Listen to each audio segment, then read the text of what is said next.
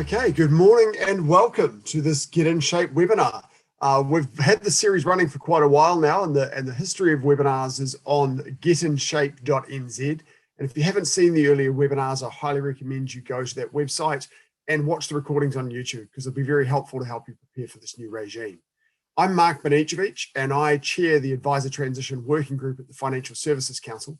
I work at Partners Life, and my job at Partners Life is very much in this space around helping advisors prepare for the regime.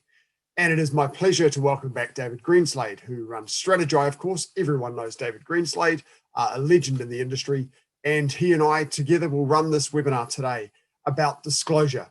It's the most popular webinar we've had in a while on the series, and I'm sure it is a topic that everyone's really keen to learn more about. The disclosure regulations were actually launched a number of months ago. And so for anybody that's keen enough to read legislation, you'll know all this already. But for everybody else, which is probably most of humanity, unless you have trouble sleeping, this webinar is going to be ideal for you. We're also going to tell you a little bit later on about some guidance we'll be releasing. So welcome along to the webinar, and we'll get started. The first slide of the presentation, just a recap of our previous session. We did a session on privacy. We had the Privacy Commissioner along to talk to you about the changes in the Privacy Act that will be implemented on the 1st of December. And we had Steve Burgess talking about how they will impact you as a financial advisor. So if you didn't see that webinar, as I said, you can see it on getinshape.nz.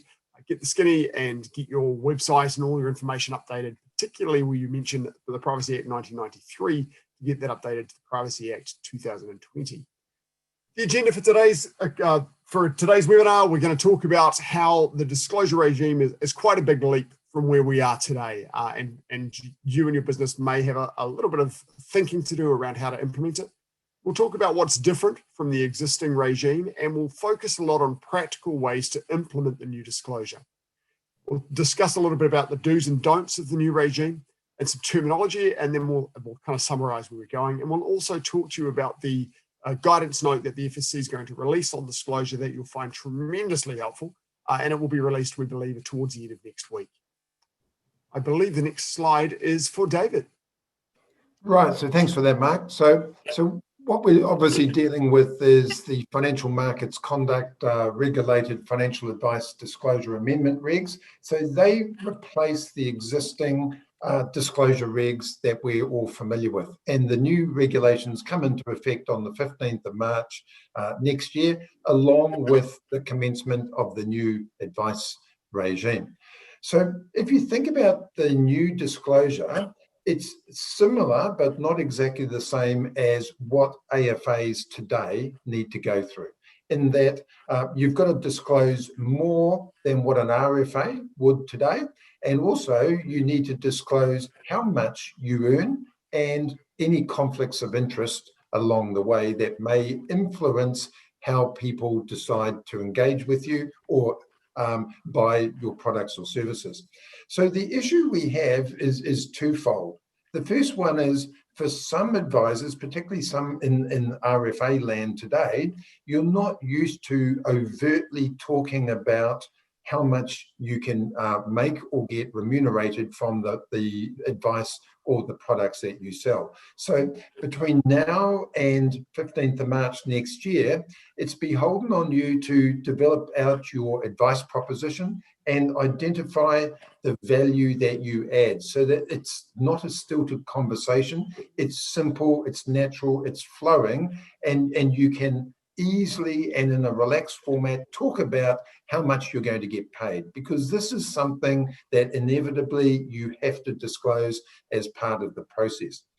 The second thing, which for some advisors and FAPs is exciting, and for others it's going to be painful, is the fact that there is huge flexibility around how you can go about doing your disclosure. Because this new disclosure regime isn't purely designed for us humans. It's designed for robots, and it's designed for humans, and a mixture of both. So therefore, the methodology that you use and how you go about doing it is exponential. It could be anything from videos to text to documents, to verbal, you name it, whichever way you can basically communicate, that is relevant and practical and within the realms of the regulations, then you can do it. And so that creates opportunities, but it also creates complexity, and particularly around compliance, because somewhere in the whole process, you need to be able to prove that you have given the disclosure and you've taken reasonable steps to ensure, hopefully, that the client understands it. So it's exciting, but also it can be complex. Mark. Thank you, David. Yeah, I'd go on to say that the ministry has been very clear that with the new process, they're telling us what we have to disclose to clients and when we have to disclose it. But as David says, not how we have to disclose it. And I like to say to advisors, the good news behind this is on the 15th of March, you can take your current disclosure statement and your secondary disclosure statement, if you're an AFA, and put them in the bin. Because as we know, they're very difficult to get clients to read. They're not very accessible. And what I really like about this new process is that it takes the information that clients need, breaks it up into relevant pieces and gives it to, and you give it to the client at the time it's most relevant. So there are 4 stages of disclosure. Now, one thing that I didn't say when we first started the webinar, of course, if you have any questions as we go along, please fire them into Q&A. I'm monitoring the Q&A so I can see those questions as they come in, and David will be able to see those as well. And we'll be able to tackle those questions as we go. So 4 stages of disclosure. The first thing is that there'll be some information that you need to make available at all times. So it'll be, if you've got a website, you'll put this information on your website. So the financial advice provider is responsible for this. If you don't have a website, you might have a brochure you can give clients at any time. But these days, of course, everyone tends to have a website. The second stage of disclosure is when you know the nature and scope of what you're going to do with the client. So, the regime recognizes that all advice is limited in some way. Under the present law, we have personalized advice, we have class advice, we have limited advice, we have all these different categories of advice. And the new law recognizes that all advice is limited in some ways. For example, if you're an insurance advisor, you can't give life insurance advice in detail on all the products in the market because you don't have access to the ones that are not distributed by financial advisors. So everything has some limitations. So when you discuss the nature and scope and agree that with the client, you should be customizing the disclosure that you give for the engagement that you have with that particular client.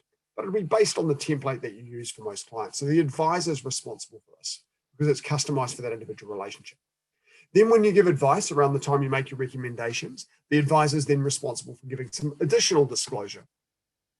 The disclosure at point 2 there, well, the disclosure that you put on your website is about whether or not about the client is wanting to seek advice and whether or not this is the company they're interested in working with. And then when the nature and scope is known, the information that the client gets then is really to help them decide whether or not they want to get advice from you. Then at the third point, when you're making your recommendations, the client needs to know, am I going to follow this advice? So the disclosure at that point is about whether or not is designed to help them make that decision. And then the fourth point is if a client at any point rings up and makes a complaint, there's particular things that you have to tell a client about your complaints process. And whoever takes that call, whether it's somebody in the financial advice provider or the financial advisors themselves, they're going to be the responsible for making that disclosure at that point. So in our next slide, we're going to break down those 4 points. The publicly available information. So the first thing, I'm going to cover what to disclose, and then David's going to talk to you about different ways you could disclose it.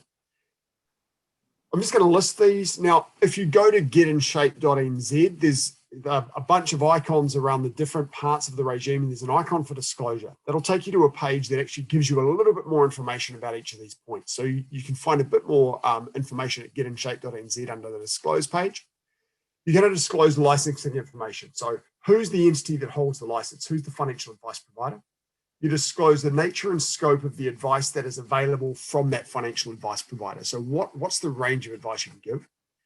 Any fees or expenses that the client might incur, you'll outline the types of expenses there. Not necessarily the amounts if you don't know them at that point, but certainly some information about how those fees are calculated. Any conflicts of interest you have, any incentives. So this is where for an insurance advisor, for example, your commission comes in. So the fact that you're paid by commission, that sort of stuff comes in here. a bit about your complaints handling and disputes resolution, your duties information. So there's some of the duties that you have under the legislation. You have to put some information about those duties on your website, and of course, your contact details. Now, if you look at this, of course, some of these things you'll have on your website anyway. If you don't have your contact details on the website, think again. You have to, you really, and the same thing with your nature and scope of advice, the sorts of services you provide, they should already be on your website. So it's just expanding that with a little bit more information and making it prominent and available and easy for the client to find. David. Yeah, so when we look at the website, this new disclosure regime also dovetails in nicely with the Privacy Act 2020. And in our last webinar, when the Privacy Commissioner was talking about having privacy information easily viewable, perhaps with a button or something like that. Well, the same thing applies with the disclosure information. You've got to have it on your website. Well, that's the most practical way, because that way then anyone trolling, looking for an advisor will see your information and they'll be able to make a decision around what sort of advice business are you? Do you have multiple products, or are you sort of aligned to one particular product provider? And what's the sort of range of your fees and so on and so forth? So that information needs to be publicly available on the website. It pays to have it on either on the front page or anywhere where you're getting into, say, talking about the advisor or talking about the advice. So you may have it as a button or it may be a link, but it shouldn't be something that's hidden away at the bottom of your page. Where you have the T's and C's and you have those little things with click here for our privacy statement and things like that. It needs to be a heck of a lot more bolder than that. So wherever a client is likely to land, to look at information on your website about you or about your business or about the services that you offer, then consider having that information there.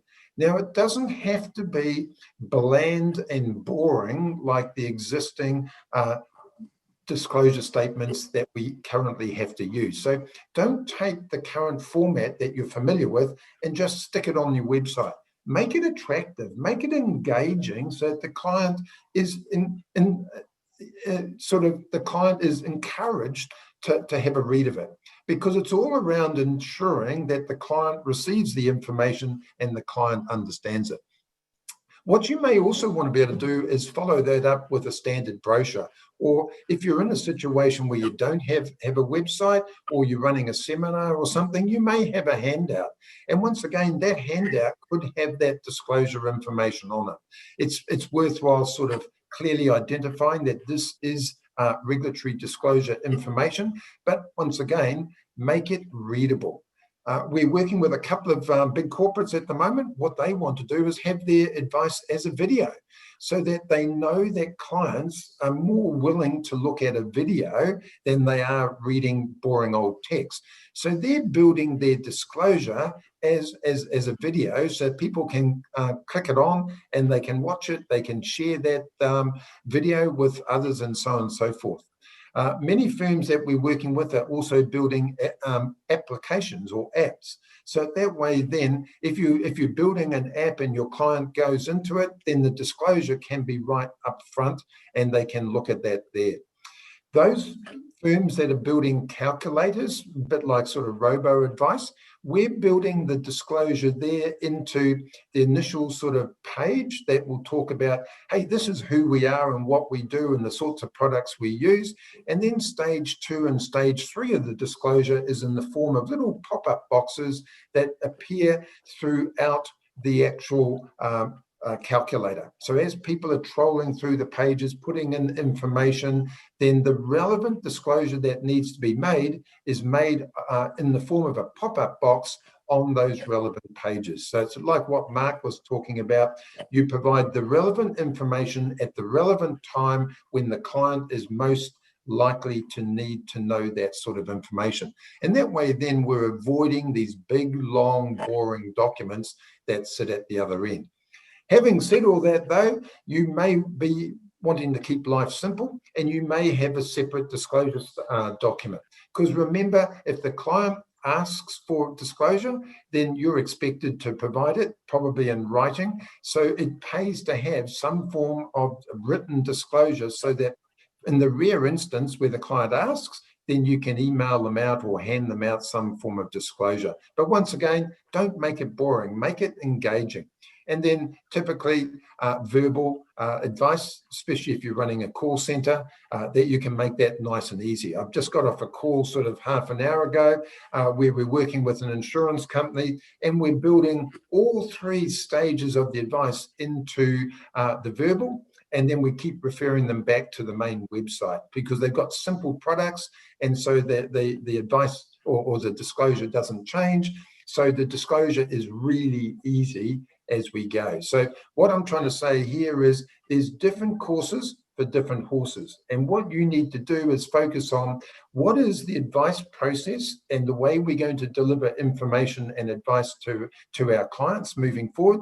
And then structure your disclosure around the way you're going to do it so that it's not painful and it's innovative and engaging with your clients. Back to you, Mark. Cool, thanks, David. Just before we progress, there's a couple of questions that have come through that I'll answer. The first one relates to conflicts of interest. And the question is in terms of disclosing how much I earn, if I'm an employee of a financial advice provider and earn a salary without commission, do I disclose my salary? And the answer to that question is no, because remember, this is about conflicts of interest. So when are you paid in a way that might influence your decision for the advice you give the client? And that's where a commission will be a conflict, but a salary isn't a conflict. So you disclose commission, but you wouldn't need to disclose a salary. The other question is quite related to that, and this particularly relates to small financial advice providers. So if disclosing commission, is it what the advisor receives or what the financial advice provider receives that should be disclosed? And again, this comes down to conflict. So if the financial advisor is far enough removed from the commission paid to the financial advice provider, then you wouldn't need to disclose it because it's not affecting your advice. It's not going to influence your advice. But if you are the owner of the financial advice provider and the advisor, and the money's going to you and you're earning dividends or taking money out of the company, then that could influence your decision. So it is a conflict and it does need to be disclosed. The third question is, if you don't have an existing relationship, what about walk-in customers? So how do you just provide this publicly available information to walk-in customers? And the answer David's given you around things like brochures. So having a brochure available and referring clients to your website. So again, this could be innovative. You could have a screen with the disclosure coming through on video on a continuous loop. Or you could have a brochure when a customer walks and say, look, here's some things I'd like to tell you about our company. So there's lots of ways you could do it. You could do it verbally and have a list that you talk them through and hand over the brochure. So all of this stuff are variations of ways that you could do that. Okay, so moving on to the next slide about nature and scope of advice. At this point, the things that you need to disclose are, of course, the nature and scope. So we have the nature and scope on the website. These are the things the company offers. Now, when you're sitting down with the client, what is it that you can offer to the client? And more correctly, what is it you will offer to the client? So a financial advice provider, for example, might offer a full range of investment, insurance advice, the mortgage advice. They could do everything in the provider, and the website would have all of that. The advisor the client's sitting down with may only do mortgages. So the scope gets narrowed down to mortgages. It may be narrowed down again because the client has said, I don't like bank A, so I don't want them to be considered. So you can narrow your scope down again to include the banks apart from bank A. You also need to disclose the individual's reliability history. Now, this is things like if you've had a warning from the FMA or a bankruptcy in recent times. So those sorts of things you need to disclose to the client. Identifying information for the individual. So if you're a financial advisor in particular, nominated representatives are a little bit different, but if you're a financial advisor, you give them your contact information. Again, a bit more elaboration on the fees and expenses the client could incur, because now that the nature and scope is narrowed, the types of fees they could incur will be narrowed as well. So this is both the fees they will incur and the fees they might incur based on certain things happening.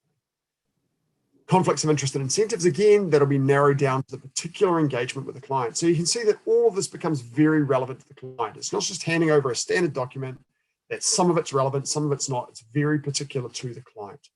And then the last thing you have to disclose at this point, particularly if you're using non-written disclosure, so if it's verbal, if it's video, you have to tell the client that the information is available to them in writing if they want it. So David, hand over to you to discuss the hows. Yeah, so what now happens is your advice process and the complexity of the advice that you're giving will determine the most practical way to do the second stage of disclosure.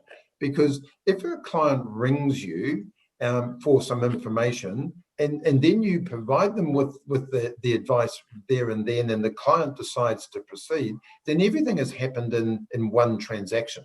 So there's no point going through 3 stages of disclosure.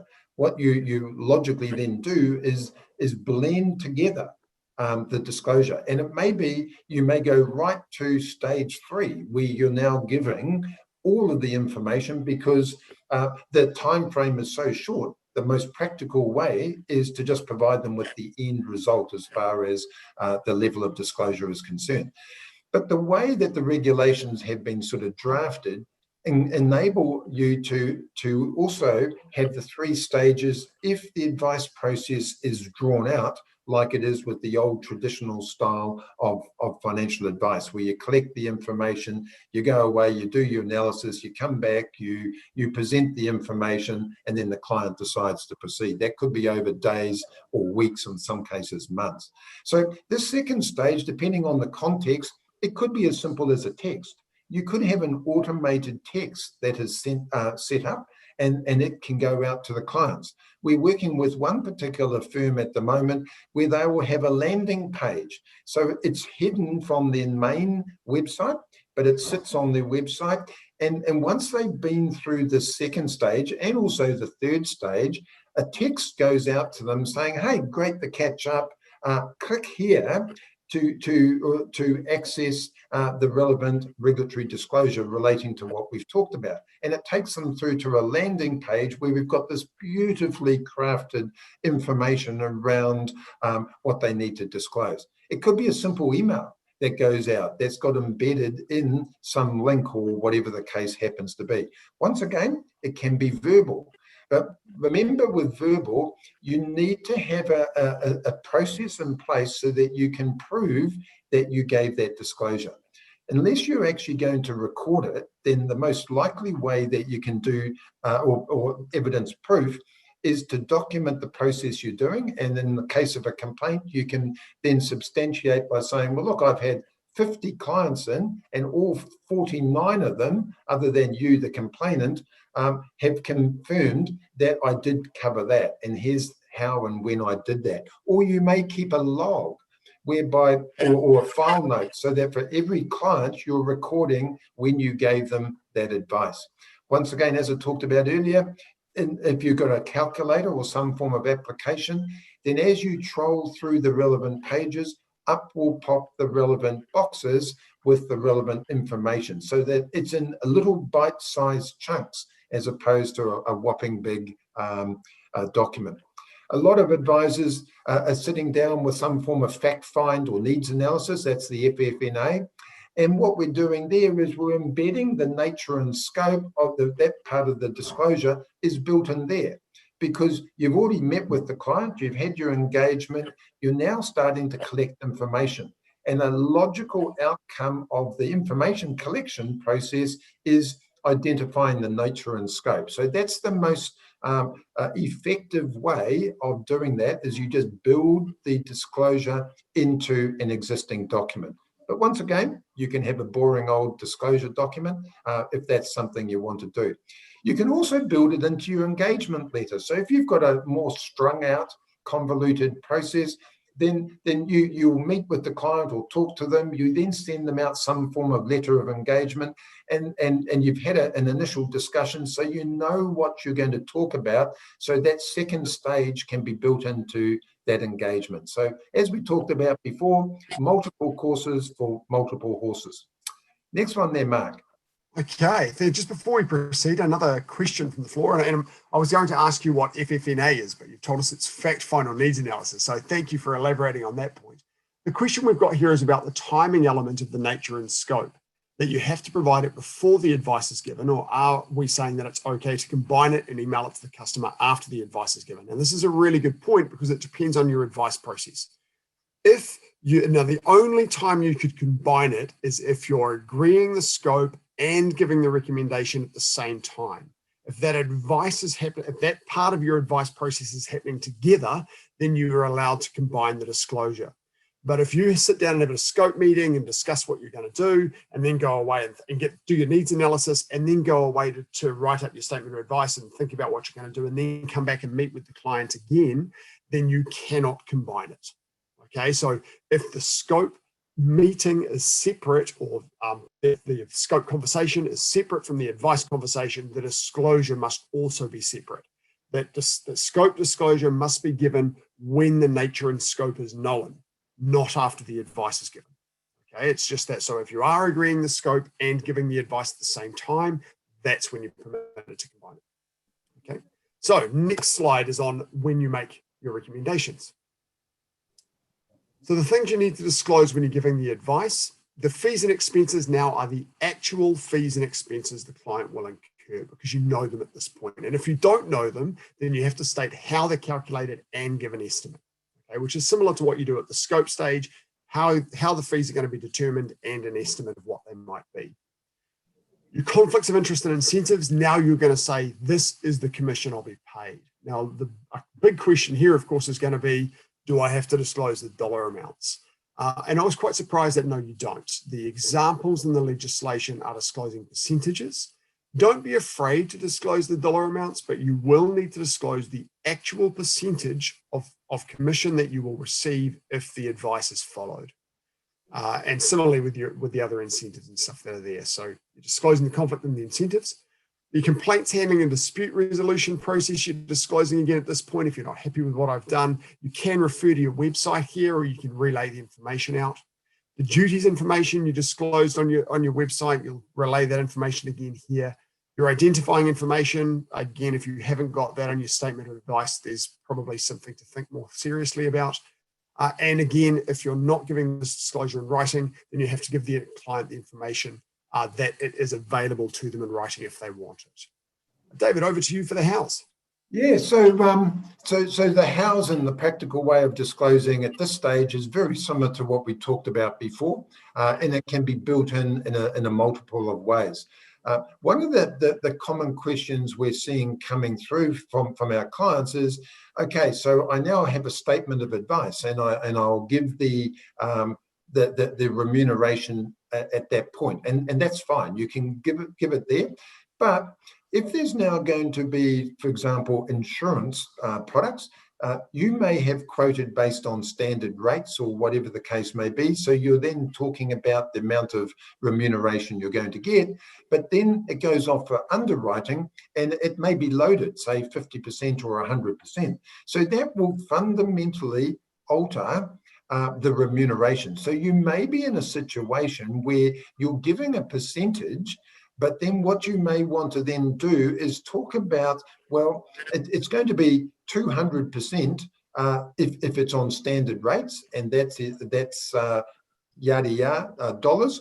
But if it was underwritten with potentially 100% loading, then the commission will be 200% on the additional amount, which could translate through to whatever it happens to be, which sometimes becomes pretty scary. And that's why you need to be comfortable around what your advice proposition is and how you are adding value.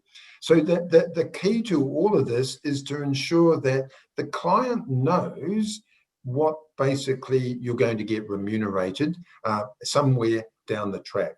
And so the same thing then applies to conflicts, because what you may be recommending a product today. For example, you may be recommending with Mark Partners Life, but then when it comes time for the underwriting, you may find that Partners, as an example, may load it because of some health issue, but and so you go back and you talk to the client, and then you decide that you're going to move to a company which may not have the same level of loading, in which case your disclosure changes, because now we've moved to a different advice process. So it's not going to be a line in the sand where it's one disclosure at one stage. If the advice changes, then your disclosure will change. Anything you want to say around that, Mark?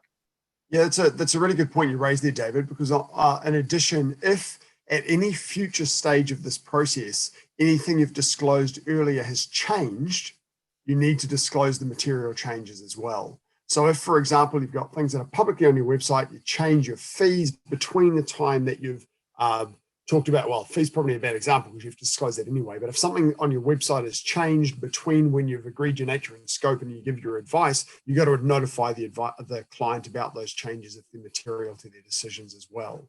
So yes, absolutely. A couple of other questions that have come through here.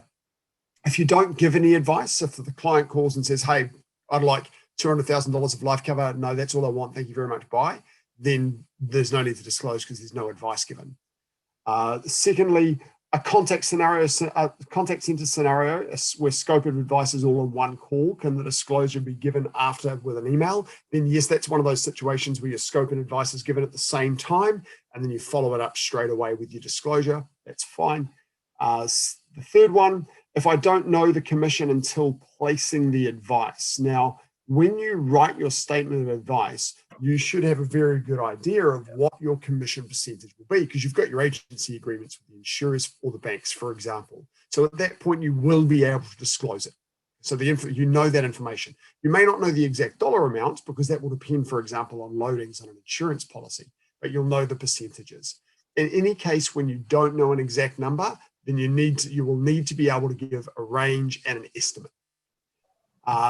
And the last question is, from what this person understands, the nature and scope disclosure can be in the letter of engagement, and the giving advice disclosure can be in your statement of advice, just a correction to the question there. And the answer is yes, you can actually embed your nature and scope disclosure inside your engagement letter. You can embed your recommendation advice in your statement of advice. You do not have to have separate documents. So I'll say that again because I get that question a lot. In the new regime, there is no need for separate disclosure statements. Your current disclosure statement on the 15th of March can go into the circular file, never to be used again. Just for the avoidance of doubt, the circular file is your rubbish bin. You don't need to use it anymore. You can embed your disclosure within your existing advice process in many of the creative ways that David's been talking about so far. Okay, so moving on to the next slide, we're in the fourth stage of disclosure. That's when a client makes a complaint. Now, the first thing here is to know the definition of a complaint. That's any expression of dissatisfaction. Okay, so I think many advisors have a very, very narrow definition of a complaint, and we know that from when we talk about complaints registers. And I have advisors say to me, I've been an advisor for 20 years and I've never had a complaint. And my immediate response is, I don't think you're broadening your definition of a complaint very well. In fact, I go so far as to say, when I'm talking about a complaints register, I think we should refer to it as a feedback register. So anytime a client's a little bit unhappy, get it into that register. So whenever a client expresses some form of dissatisfaction, it is a complaint. Okay. So in that stage, you'll need to give an overview of the complaints handling process, and there's prescribed information about your disputes resolution scheme that you have to disclose, unless you resolve the complaint then and there.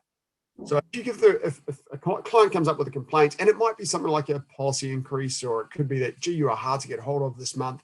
If you sort that out on the phone call, then there's no need to give this disclosure. But if it's something that's going to take a little bit longer to resolve, then this disclosure is required. Can I hand to you for the tips, David?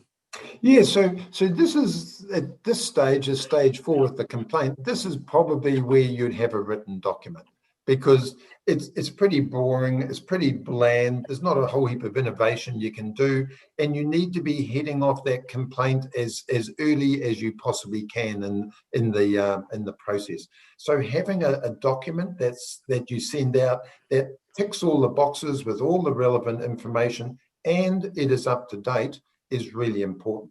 Now, often the complaints that will come through are based on the client's claiming they weren't told about this and they weren't told about that, or I never knew that you had that conflict of interest, or I never knew that you could make so much money from selling me that insurance policy, or whatever the nature happens to be.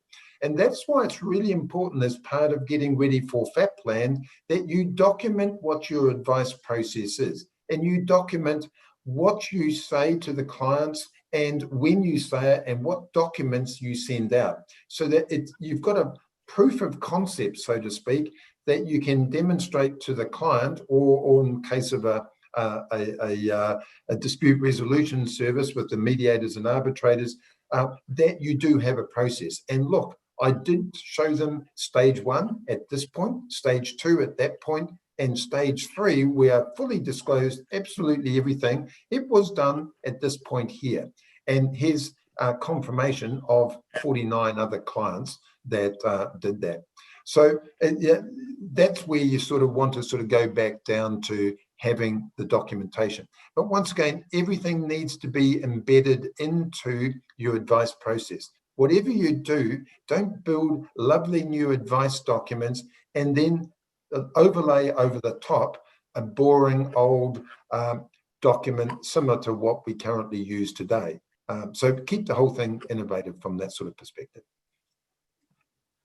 We've got a couple more questions that have come through, and it's great to have these questions coming in. So thank you very much for sending them through. So do we have to give the percentage and the dollar amount for insurance policies recommended? The answer is no. The regulations and their examples make it clear that you can disclose the percentage. This is about giving the client the information that they need to make a good decision. So if you want to disclose more than that, we're absolutely encouraged to do so. But there's no requirement to disclose the dollar amount of commission. Second thing, if there are 2 financial advisors under a financial advice provider, can you do a combined disclosure statement or brochure with the individual contact details of both? That's an interesting question, and it kind of goes outside the spirit of what they're trying to achieve with these regulations, where they're trying to you're trying to customize the information for the client. Now, my first response to that would be, if you're doing this in your engagement letter or in your statement of advice, you're going to be modifying your standard templated information anyway. So you might start with the standard template and then cut it back. So I don't really see the need to disclose both. What are your thoughts on that question, David? Oh, look, yeah, I agree. Keep it so that it's congruent.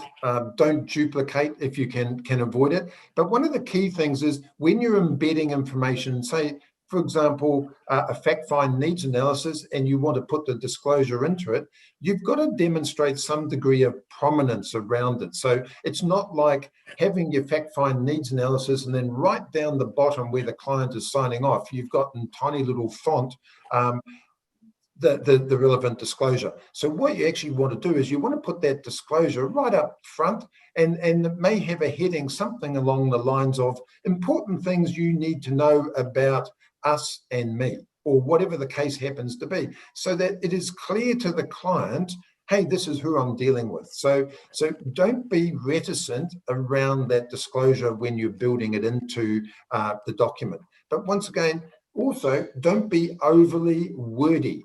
You need to disclose the relevant things at the relevant times, but you don't need to make it into a novel. So make it clear, concise, and effective. So clear is where you're using simple language that the client can relate to. So concise is keep it as short as you possibly can within the realms of understanding, and effective is around, has it been presented in a way that the client's likely to read and understand it? Because you can tick all the boxes from a compliance perspective, but if it's so boring or so convoluted that the client just doesn't read and understand it, then it's not effective. So above all, make sure anything you do is clear, concise, and effective, and make sure you get prominence. So build the whole thing around disclosure into getting to know me. It's all part of building that relationship between you and the client. So disclosure is part of that, as opposed to, at the moment, disclosure is this whole standalone beast that sits out to one side where you're going, hey, this is you and me. Let's have a great conversation and build a good relationship. Oh, and by the way, off over here is this boring stuff called my disclosure statement that you really should read, but we all know no one does. So bring it back into the relationship building. Back to you, Mark.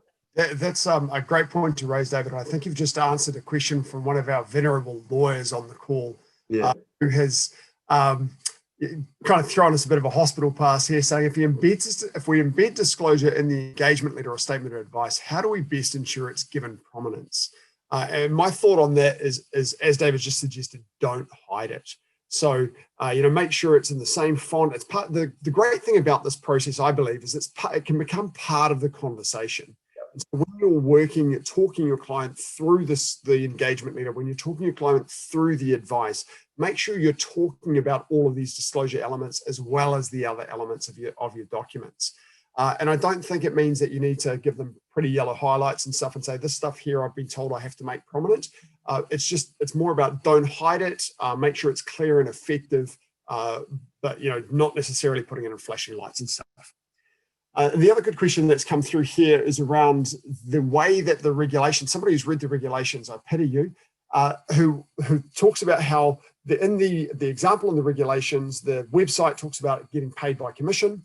And then in the scope, it talks about a range of commissions between, and you might laugh when you hear the 7 and 12%. I'm not sure if there's any insurer in any part of our industry or any industry that pays between 7 and 12%. But in any case, they give a range in the scope. And then when you get to the giving of advice, you say, this is the percentage. And I think that is intended. So you're starting at a very broad level to say we get paid by commission. Then you're working down to say, this is the range of commissions that I could get paid. And then you work into the final level of detail to say, this is the amount of commission I'll get paid if you take this advice. Just really a follow-up point from Mr. Ireland there. Okay, so on to our next slide. We're moving on to now the do's and don'ts. David, you're the do's. You're the good man. So the good things is, and I've just talked about it, clear, concise, and effective. Keep it simple, stupid, so that people can actually understand it, and it's not sort of out of context. Give it prominence, and we've just talked about that. And the prominence can be not only in the way that you have your colors and your font sizes and whether it's bold or not, but prominence can be in the text. It could be the way you position it, or prominence could be where you have this information in a document. Or if you're doing it verbally or via some form of video, prominence will be now for the important bits, or let me sort of talk you through some important information relevant to doing business with us. So there's numbers of ways that we can innovatively give prominence based on the methodology we're using. We've covered the fonts and things like that. Provide in writing if the recipient asks, that's clear. So what you need to then do is have some form of hard copy that you can give them if they ask, and definitely don't charge. Okay, it's a bit like today's regime where you say a disclosure statement's available on request and free of charge. If the client asks, you provide. And provide it in a speedy, timely, professional manner, and make sure it covers all of the information. Along the way, though, you've got to consider the purpose and relevancy. And this is particularly as we're moving into more innovative, robotic type of advice. What is the purpose of the advice, or of the disclosure, and the relevance to the process we're going through? So sometimes you will break the disclosure into bite-sized chunks. No point giving a whole lot of information that's not relevant to the client. And then obviously, as we talked about before, keep your records of how and when you give the disclosure, so that you've got an audit trail to prove if something goes wrong. Over to you, Mark. Okay, the things you don't do, and I'm bad cop here.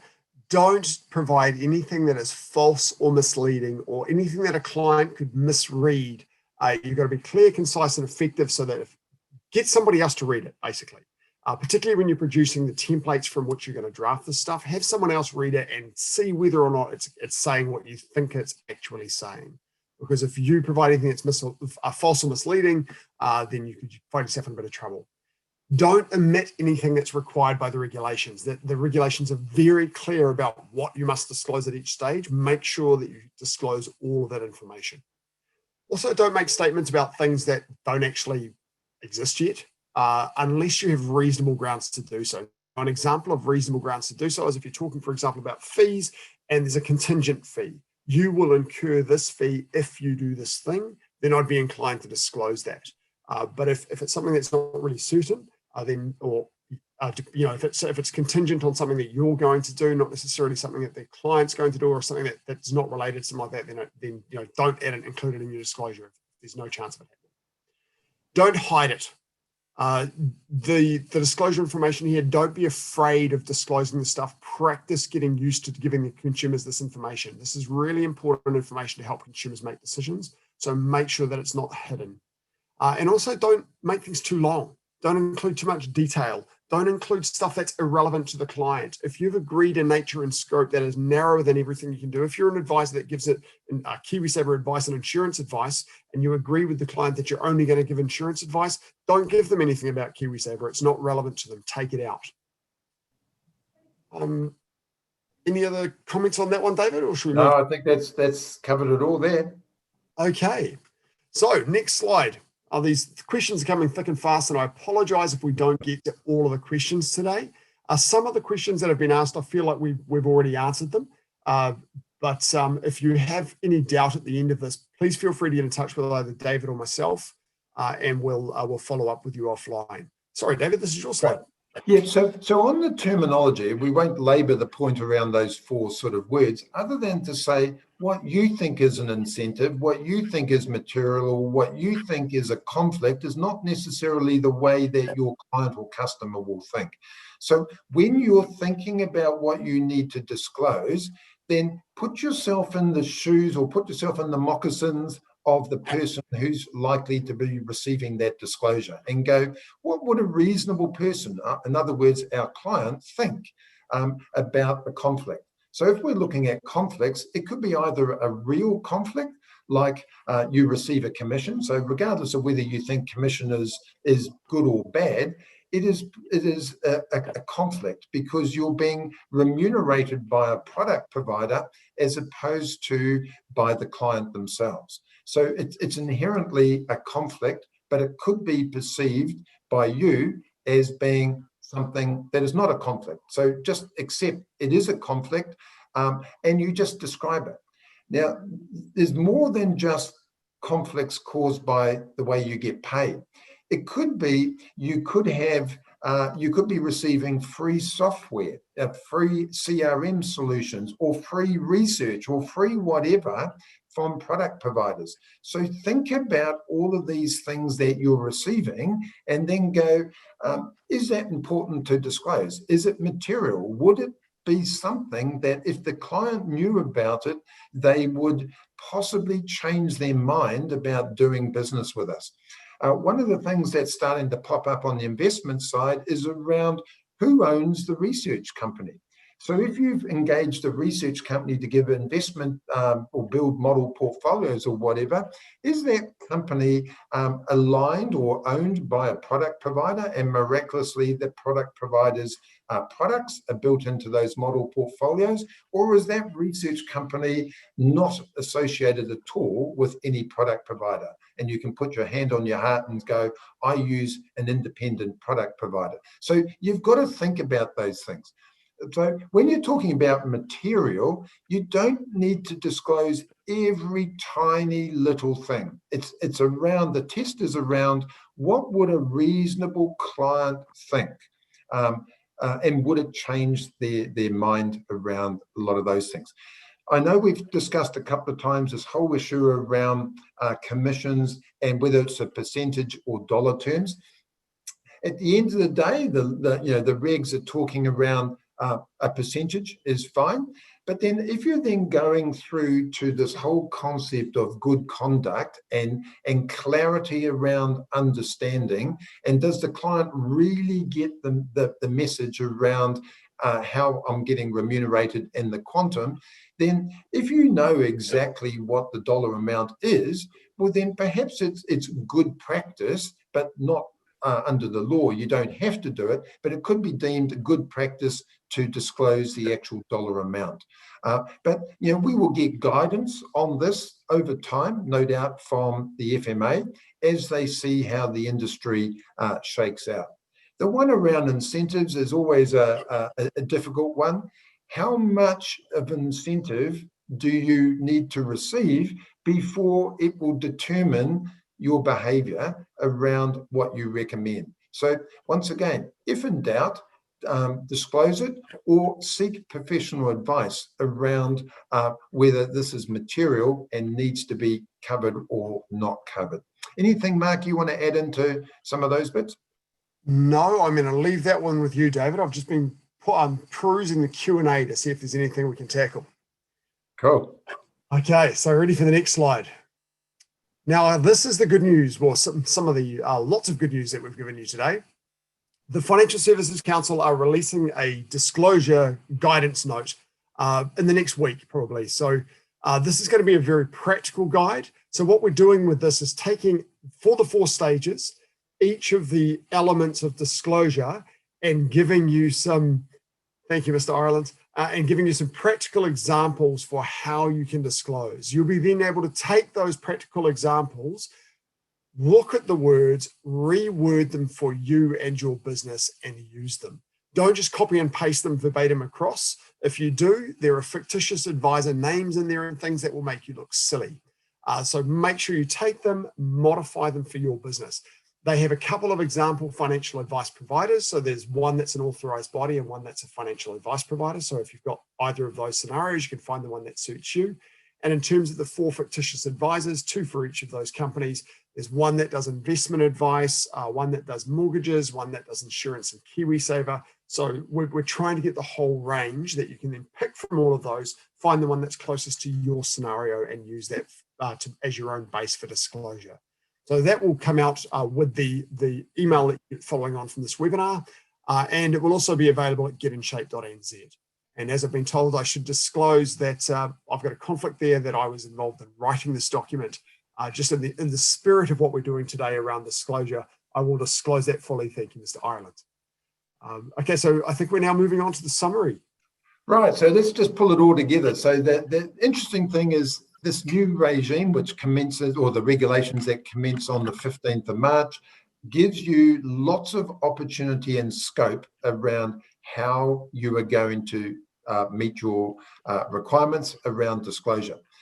But it does create complexity around how you prove some of this if you're trying to be innovative. But don't worry about it. Be as innovative as you possibly can within the spirit and within the regs, because it's all about putting clients' interests first. So find ways where you can meet your requirements, but in a friendly, easy to digest way of doing it. Don't keep your disclosure documents separate from your advice.